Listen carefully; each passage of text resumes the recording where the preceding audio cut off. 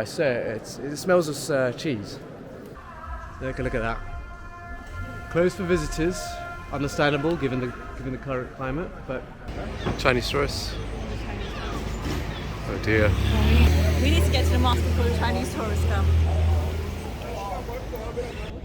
And there it is, beauty. Okay, I'm sure there's a better image to be seen there, but there it is. The Hagia Sophia. A mosque, that is. A religious space. Once upon a time also a church back in Constantinople. Don't worry, doggy. We'll be there soon. Welcome to the Sophia.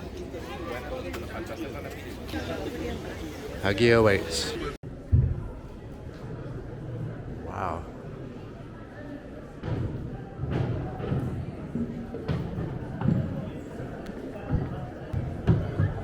Of course, once again, we'll have to take off our shoes. Got to respect cultural norms. This is the way it is. This is the way it has always been in many of the other mosques that we've been to. But Mother of Mary.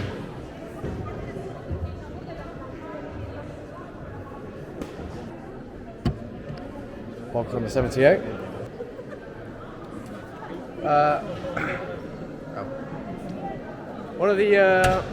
Perhaps one of the most unsung things to say when one arrives here is the smell of carpet. Well, I must admit, it's the smell of how do I say it? It smells of cheese. I suppose that's because a lot of people are walking here without shoes. If not everyone here should be. And the smell of cheese is best described for a place like this. But anyway, let's enjoy. Look at that. All that history, all that conversion, all that influence. And one of the oldest, biggest open spaces in the world at one point in time, that is.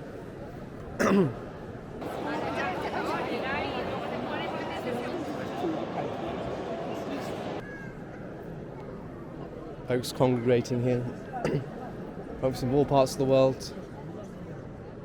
Imagine the happiness one would find when you're here praying towards your faith, towards the devotion of what one has to do in their life, mortal life, then the pronoun wars, mortal life, then fighting over equality. There's more to it, the afterlife probably. And yeah, it's definitely a sight to behold when you come here. You feel it in your heart, even if you don't come from much of a religious background. Unless you're a truly strong, devout atheist, then probably you'll see this as hocus pocus, but definitely not something to talk about this here. Oh.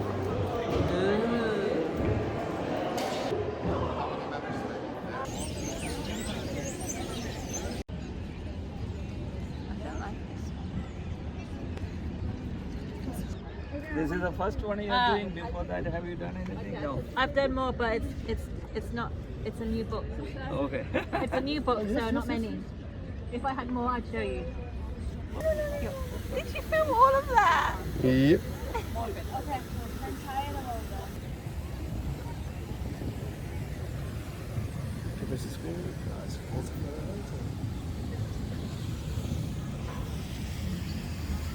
And that's Tracy, the artist. I quite like this. It's slim. It's got a slim profile, nice tiles to give it some colourful characteristics. A little. Is that a mosque? It is. If you're in the morning, if you've got to wake up, you've got a full-on auditory experience up there.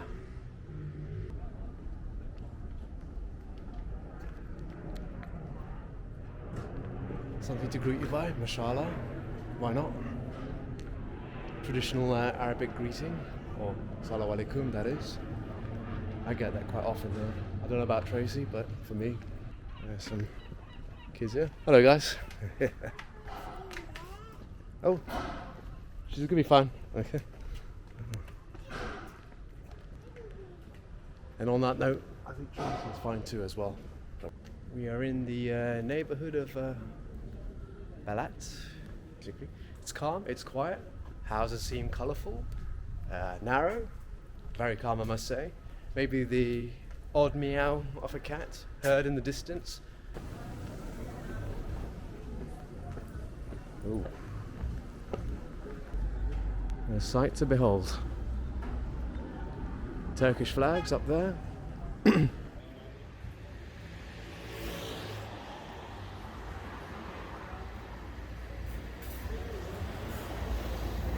For my testes meal. For my testes meals once again, this time's chicken. We're getting into song and dance. Let's do it. Hey! Get them all on the road, eh?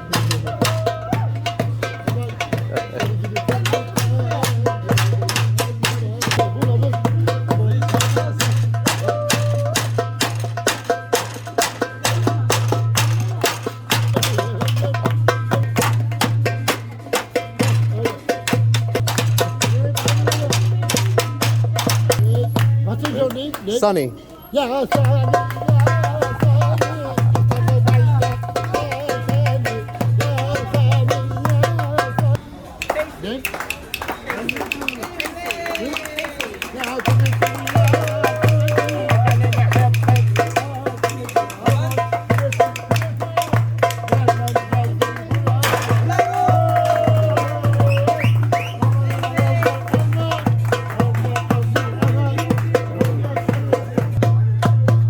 Thank you, thank you.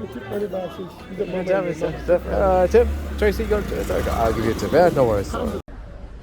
Yeah, so they say Balat is one of the oldest neighborhoods in Istanbul, and it has a Jewish population, or at least some point in the past. But there is a synagogue around, supposedly an Orthodox Greek church.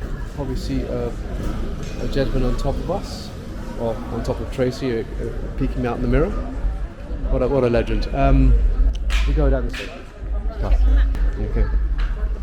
Colourful, beautiful, and there's our friend up there. You see there, satellite named after me. Good to know. And behind us is the old Jewish synagogue. Take a look at that. Closed for visitors, understandable given the current climate.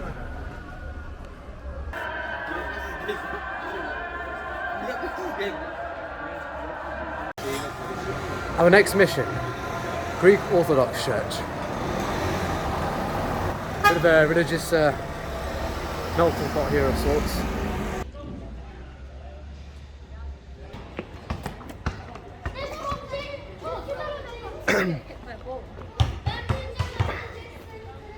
Yeah, future football players for the Turkish national team. Right, man. That's proper breaking and entering. I like that. It's just, you could sort of slide down here, roly-poly, probably hurt your bones. I think you'll be fine though.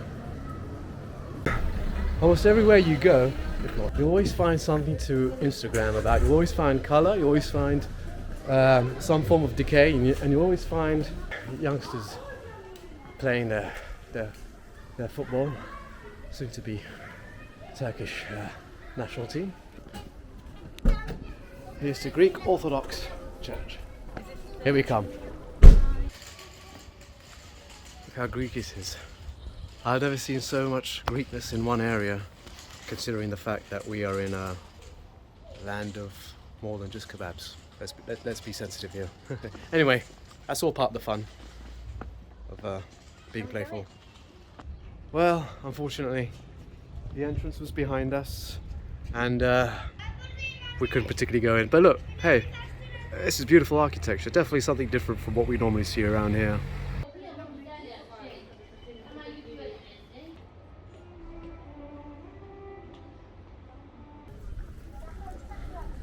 Some colourful steps here. Wow. So this is what they do in Balat. I think the trail sort of ends up there. let's go back down to somewhere else.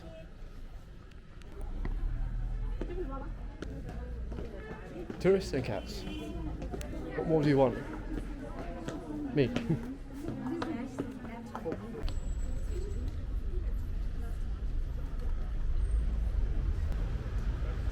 A Bulgarian church, that is. What not? As we all know, Bulgaria is just down the road from Turkey. Former Ottoman of sorts ago as well. So it's only fair to have a little bit of a inclusivity.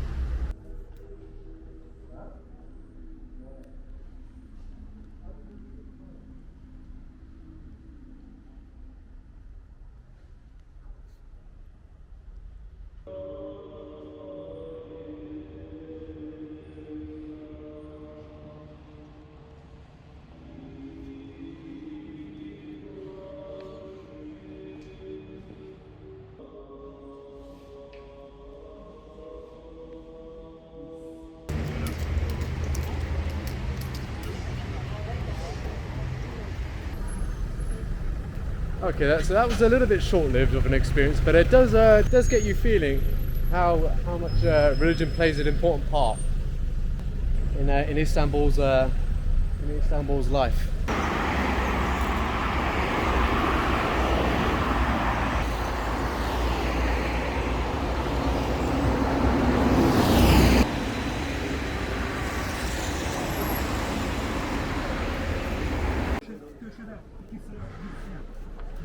So we're back in the Grand Bazaar.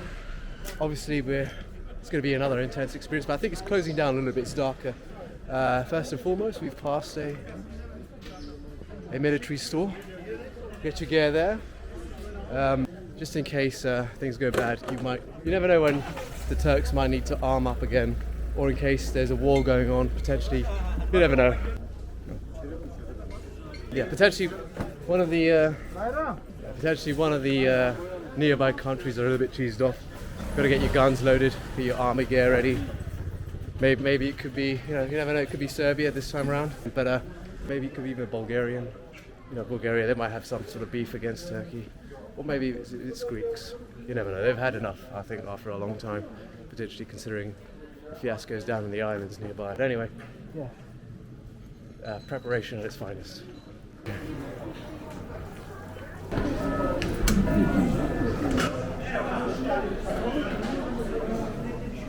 Grand Bazaar at its finest. Is this where the bird shat on me? Let's have a look. This is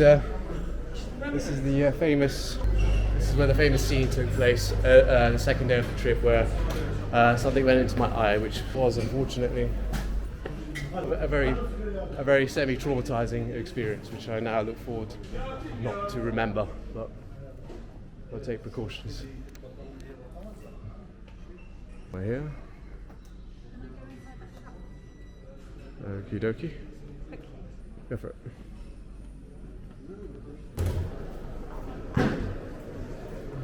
There's your traditional plates there.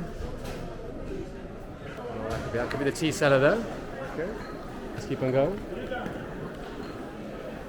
Oh, you want to go to a fabric store now? You go in and I will just secretly film from outside. You go in. Okay. Hello. Yeah, fabrics, carpets, or mostly fabrics. They're very much a appreciated item, especially in the Middle East, particularly Persian cultures and the Turkish cultures and potentially even Afghan cultures as well. They're often seen to be given as a gift, as I've read in the past before. Think of it as the equivalent of giving flowers to a lady, like, Tracy. But yeah, fabrics are a culture and an artwork in themselves, very muchly shared across the region. There's an interesting fact for you there. Tracy leads the way. Oh. It's a traditional Ottoman outfit. Think of it as me wearing an Indian outfit and Tracy wearing a Hong Kong Asian outfit. Yay! Alia by Sunny.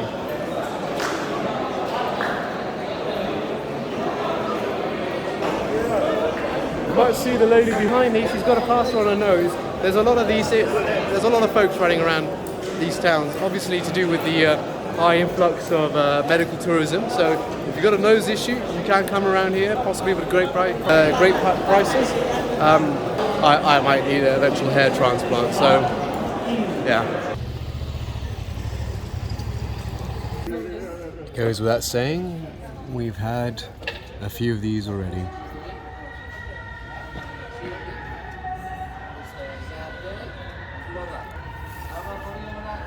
It becomes quite an addiction to have a baklava every now and then.